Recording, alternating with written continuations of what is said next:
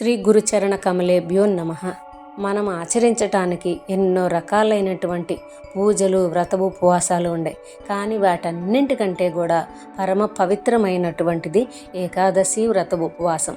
దీనిని తూచా తప్పకుండా ఎలా అయితే నియమ ప్రకారంగా ఆచరించాలో అలా ఆచరించినట్లయితే మనకి తప్పకుండా ఈ భవబంధాల నుండి ముక్తులమయ్యి ఆ భగవానుడి యొక్క కృప మనపై కలిగిద్దని స్వయంగా శ్రీకృష్ణ భగవానుడే వివరిస్తున్నారు. మనకి నెలలో 2 ఏకాదశులు వస్తున్నాయి. కృష్ణపక్షం ఒకటి, శుక్లపక్షం ఒకటి. అలాగే ఇంతకుముందు ఏకాదశులన్నీ కూడా వివరించుకున్నాము.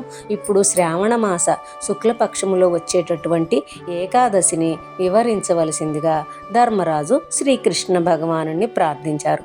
అప్పుడు దానికి శ్రీకృష్ణ భగవానుడు ఈ రకంగా చెప్పనారంభించారు. ఓ రాజా, ద్వాపరయుగ ఆరంభమున మహీజితుడనే రాజు మహిష్మతిపురాన్ని పరిపాలిస్తున్నాడు.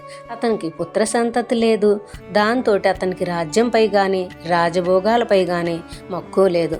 అతడు తన సింహాసనానికి వారసుడు కొరకు చెయ్యను పూజలు కానీ వ్రతాలు కానీ లేవు. అన్ని ప్రయత్నాలు వ్యర్థమైనవి.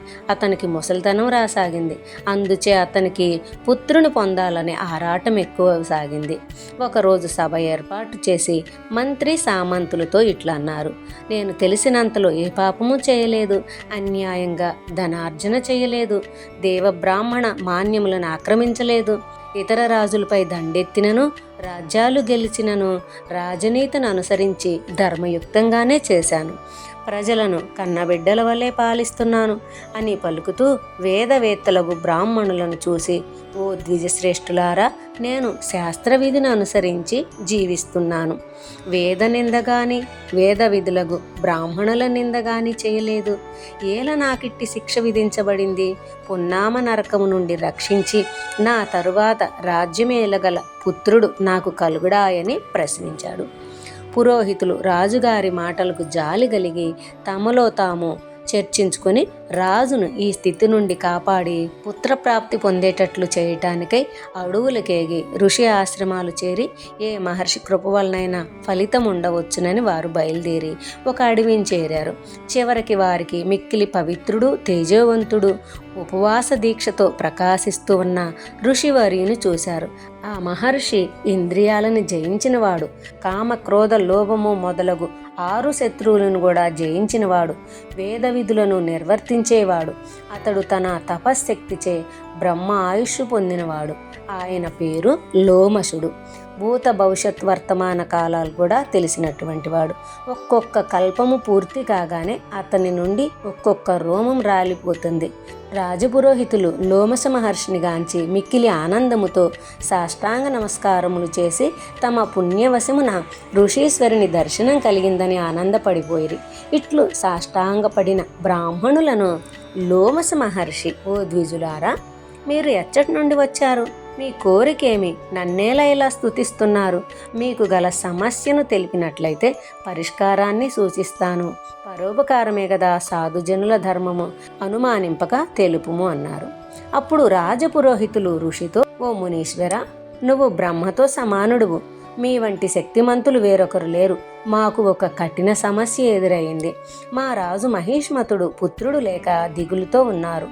అతడు సజ్జనుడు, పాపరహితుడు, ప్రజలను బిడ్డల వలెనే పాలించినను అతనికేలను పుత్ర సంతతి లేదు. మా రాజు మేలు కోరి ఎట్టి కఠిన వ్రతాలనైనా ఆచరించగలము. మా అదృష్టవశమున మిమ్ములను చూసి భాగ్యం కలిగింది. సత్పురుషుల దర్శనం చేతనే కోరికలు నెరవేరునని కదా పెద్దలు చెప్పుదురు.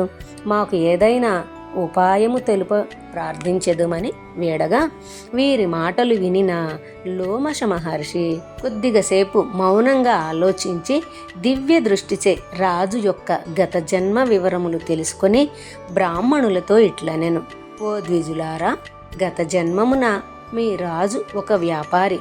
అతడు అనేక పాపకార్యాలు చేసి ధనమార్జించెను. గ్రామాలు పట్టణాలు తిరిగేవాడు.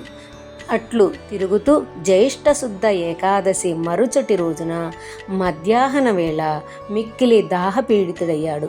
ఒక గ్రామం వెలుపల గల ఒక చెరువును చూసి నీటికై అచ్చటికి వెళ్ళెను.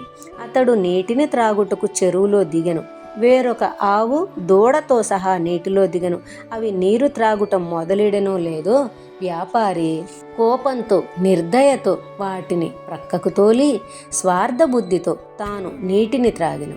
ఆ గోవుపై దాని దూడపై చేసిన అకృత్యము వలన ఈ జన్మలో రాజుగా జన్మించినను పుత్ర సంతానము లేకపోయెను. అతడు చేసిన ఇతర మంచి పనులచే ఇతనికి రాజు జన్మ లభించెను. ఈ మాటలు వినగానే బ్రాహ్మణులు, ఓ ఋషీశ్వర, ఒక పుణ్యకార్యము చేయుట వలన పాప విముక్తి కలుగునని వేదాలు ఘోషిస్తున్నాయి కదా, కావున మా మీద దయ ఉంచి ఎట్టి సత్కార్యం చేస్తే మా రాజు పాపము నుండి విముక్తుడగునో పుత్ర సంతానము పొందునో తెలుపవేడదమని ప్రార్థించారు. అప్పుడు వారి యొక్క దీనవాక్యాలను విని లోమశుడు, ఓ బ్రాహ్మణులారా, శ్రావణ శుక్ల పక్షాన వచ్చు ఏకాదశిని పుత్రదా ఏకాదశి అంటారు. ఆనాడు మీ రాజుతో సహా ఉపవాసముండి రాత్రి జాగరణము చేసి మీరు మీ పుణ్యమును రాజుకై ధారపోసినట్లయితే ఏకాదశి వ్రత ఫలం వలన మీ రాజునకు పుత్ర సంతతి కలుగును అని చెప్పెను. రాజపురోహితులు ఆనందముతో లోమస మహర్షికి నమస్కారములు చేసి ఆశీర్వాదములు పొంది ఆనందంతో రాజధానికి తిరిగి వచ్చి శ్రావణమాస శుక్లపక్ష ఏకాదశి నాడు వారు మహర్షి చెప్పిన ప్రకారంగా రాజుగారితో సహా అందరూ ఉపవాసముండి మరుసటి రోజున ఆ పురోహితులు ప్రజలు తమ పుణ్యమును రాజుగారికి దారపోసిరి. దాని ఫలితముగా రాణి గర్భం ధరించి ఒక అందమైన కుమారుని ప్రసవించింది అని కథను ముగించుచు శ్రీకృష్ణ భగవానుడు ధర్మరాజుతో, ఓ రాజా, శ్రావణ శుక్ల ఏకాదశిని పుత్రదా ఏకాదశి అందురు.